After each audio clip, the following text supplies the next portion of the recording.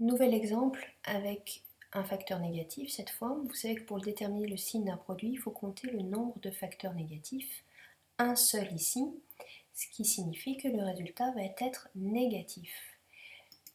Vous savez que sur un quotient, on peut mettre le signe moins au numérateur, au dénominateur ou devant le quotient, devant la fraction. Cela est équivalent, donc je choisis de le mettre devant. Et maintenant, je vais multiplier mes numérateurs entre eux, mes dénominateurs entre eux, sans me soucier du signe, puisque le signe a déjà été traité ici. 4 fois 2, 8. 5 fois 8, 40. Mon résultat est-il simplifiable? Oui, bien sûr, puisque 8 et 40 sont tous les deux des multiples de 8. 8 fois 1, 8. Et 8 fois 5, 40. Donc en simplifiant numérateur et dénominateur par 8, j'obtiens la fraction irréductible, moins un cinquième. Attention, j'ai failli oublier le signe moins, il ne faudrait surtout pas l'oublier.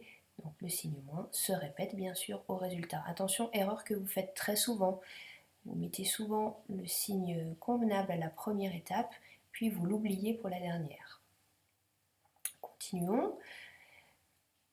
Encore une fois, plusieurs signes négatifs. Nous allons les compter. 1, 2, 3. 3 signes négatifs, ce qui nous donne une fraction qui va être négative, puisque 3 est un nombre impair. Donc 3 signes moins, résultat négatif. Et nous multiplions 4 fois 2, 8, 3 fois 7, 21. 8 et 21 ne sont pas dans les mêmes tables. On peut donc dire que moins 8 21e est la fraction irréductible, correspondant donc à ce produit. Continuons. 1, 2, 2 signes moins. Cette fois c'est pair, donc le résultat va être positif. Multiplions. Tout simplement, 4 fois 2, 8. Vous commencez à avoir l'habitude maintenant. 5 fois 6, 30. Voilà. Peut-on simplifier? Oui, bien sûr, ils sont tous les deux multiples de 2. 2 fois 4, 8. 2 fois 15, 30. D'où un résultat, une fraction irréductible égale à 4 quinzièmes. Poursuivons.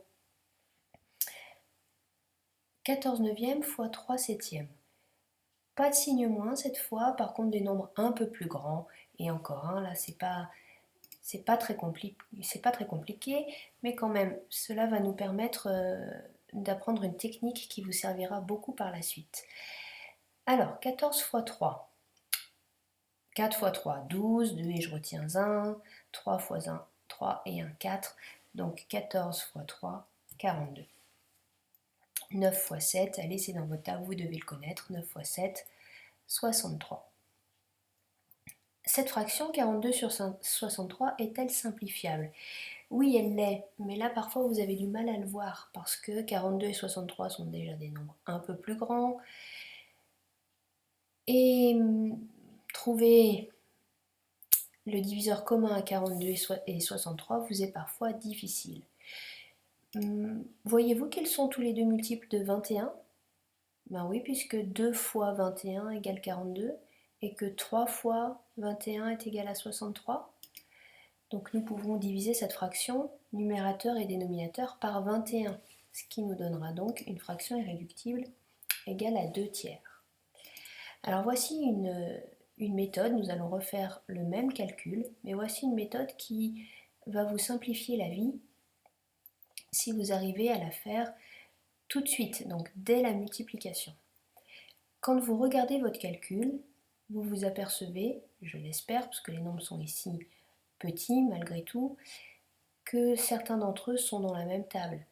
14 et 7 sont multiples l'un de l'autre, puisque 14 c'est 7 fois 2.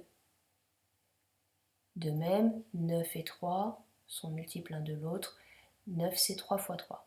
Donc en fait, nous allons essayer de simplifier dès le début du calcul afin de faire apparaître donc les diviseurs communs à tous ces nombres pour pouvoir simplifier le produit très vite, tout de suite, avant de multiplier. Nous avons donc dit que 14, c'était 7 fois 2.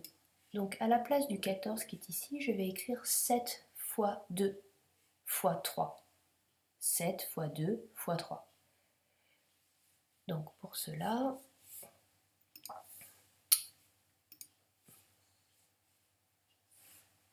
hop là, donc 7 fois 2 fois 3.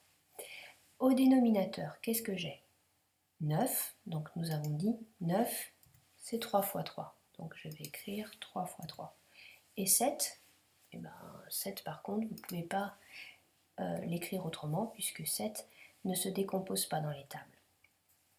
Voilà, une fois que vous avez décomposé tous les nombres que vous aviez, ben vous regardez si vous pouvez simplifier, donc bien sûr toujours au numérateur et au dénominateur, les nombres que vous avez là.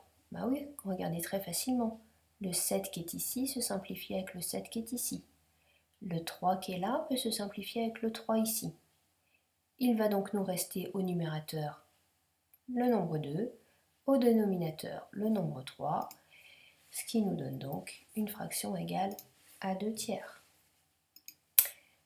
Voilà, bon courage!